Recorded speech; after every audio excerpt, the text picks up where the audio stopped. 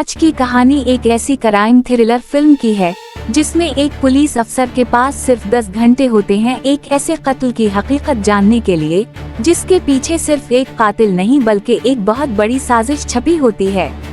कहानी शुरू होती है पुलिस अफसर कासटरू से। कासटरू एक ईमानदार और सख्त मिजाज पुलिस अफसर है। माजी में भी वो एक ऐसे केस को हल कर चुका होता है जिसमें एक बासर पुलिस अफसर खुद जुर्म में मुलव्वस था। कासटरू ने उस वक्त भी ताकतवर लोगों के दबाव के सामने झुकने से इनकार किया था। अब कई साल बाद कासटरू एक नई जगह पर तैनात है। उसी दौरान एक लड़की सोमी के लापता होने की शिकायत पुलिस के पास आती है। कासटरू को जल्द ही अंदाजा हो जाता है कि ये कोई आम गुमशुदगी नहीं बल्कि एक मंसूबा बंद अगवा है। कासटरू अगवाकारों का पीछा करता है लेकिन वो लोग पुलिस से बच निकलते हैं।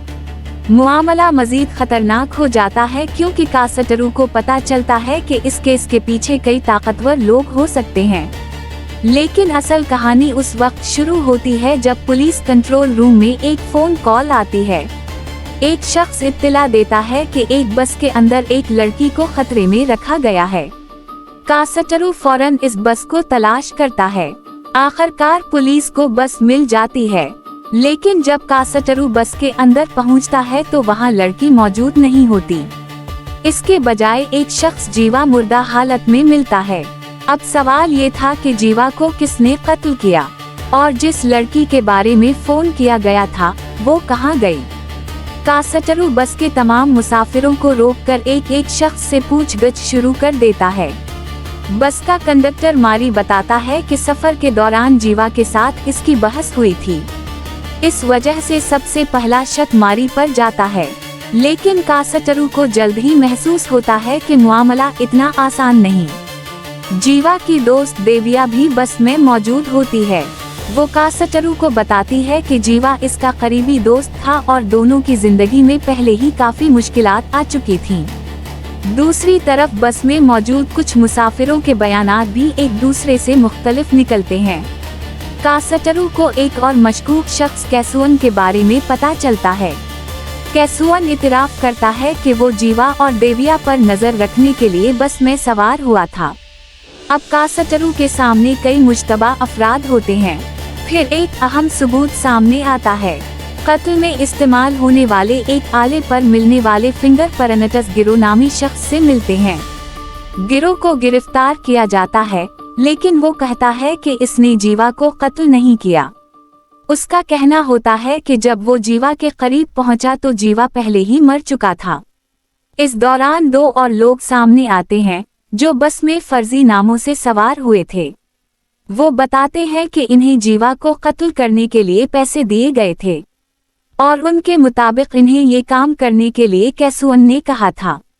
कासटरू कैसुअन को गिरफ्तार कर लेता है, लेकिन अचानक तहकीकात में एक अजीब वाकया पेश आता है। जीवा की लाश भी कुछ देर के लिए गायब हो जाती है। बाद में लाश पुलिस की इमारत के अंदर ही एक स्टोर रूम से मिल जाती है। डॉक्टर की रिपोर्ट से कासटरू को पता चलता है कि जीवा को मरने से पहले नशा आवर चीज दी गई थी। अब कासटरू को यकीन हो जाता है कि कोई शख्स मुसलसल सबूत मटाने की कोशिश कर रहा है। उसी दौरान जीवा की घड़ी भी गायब हो जाती है और फिर एक और हैरानकिन खबर आती है। वो लड़की जिसके अगवा की इत्तला शुरू में मिली थी दरअसल जिंदा है। इस लड़की का नाम जाननी नारायणन होता है जो एक सहाफी है। कासटरू फौरन इसके बारे में तहकीकात शुरू करता है। जाननी को असल बस में सवार होना था, लेकिन पुलिस के रिकॉर्ड के मुताबिक वो इस बस में सवार ही नहीं हुई थी। ये बात कासटरू को एक बहुत बड़े राज तक पहुंचा देती है।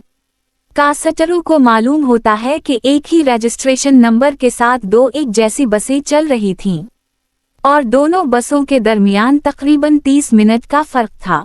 अब पूरी पहेली आहिस्ता आहिस्ता हल होने लगती है। जाननी पहली बस में सवार हुई थी। इसने बस के अंदर होने वाली एक गैर कानूनी सरगर्मी देख ली थी। उसी वजह से वो खुद खतरे में आ गई। दूसरी बस में सफर करने वाला जीवा इत्तेफाक से इस मामले के बारे में जान गया था। उसी लिए उसने पुलिस को फोन करके मदद मांगी। लेकिन दूसरी बस का ड्राइवर वेलू और इसके साथियों ने जीवा को खामोश करने का फैसला किया। कासटरू अपनी तहकीकात से साबित कर देता है कि जीवा के कत्ल में बस का ड्राइवर वेलू मुलव्वस था। अब कासटरू को समझ आता है कि बस के अंदर मौजूद हर चीज एक बड़ी साजिश का हिस्सा थी। लेकिन अभी सबसे बड़ा राज बाकी था। ये गैर कानूनी काम आखिर कौन करवा रहा था? कासटरू की तहकीकात इसे मैकपन तक पहुंचा देती हैं, जो उसी ट्रैवल कंपनी का मालिक होता है। और यहाँ फिल्म का सबसे बड़ा राज सामने आता है।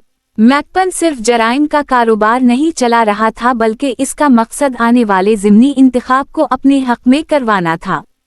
इसने सियासी फायदे के लिए कई लोगों को इस्तेमाल किया। सोमी का अगवा भी उसी बड़े मंसूबे का हिस्सा था, क्योंकि इसके वालिद इंतखाबी अफसर थे। मैकपन का मकसद इंतखाबी अमल में धांधली करवाकर अपने उम्मीदवार को कामयाब बनाना था। यानी जिस केस की इब्तिदा एक लापता लड़की और बस में होने वाले एक कत्ल से हुई थी, इसके पीछे दरअसल स्मगलिंग, कत्ल, अगवा और इंतखाबी साजिश का पूरा नेटवर्क मौजूद था।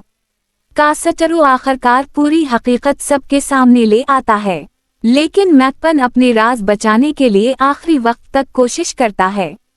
कासटरू इसे रोकने में कामयाब हो जाता है और इसके साथ ही इस खौफनाक साजिश का खात्मा हो जाता है। फिल्म के आखिर में वाज़ेह हो जाता है कि कासटरू की 10 घंटे की तफ्तीश सिर्फ एक कत्ल के कातिल तक पहुंचने के लिए नहीं थी। वो दरअसल एक ऐसी साजिश तक पहुंचा था जिसमें कई बेगुनाह लोगों को इस्तेमाल किया गया था। और यूं टेनाओस की कहानी एक आम बस मर्डर केस से शुरू होकर एक बड़े सियासी और मुजरिमाना नेटवर्क के राज के इंकिशाफ पर ख़त्म होती है। अगर आपको ऐसी क्राइम और मस्टरी फिल्मों की मुकम्मल कहानियाँ उर्दू में पसंद हैं, तो वीडियो को लाइक करें, चैनल को सब्सक्राइब करें और अगली फिल्म के लिए तैयार रहें।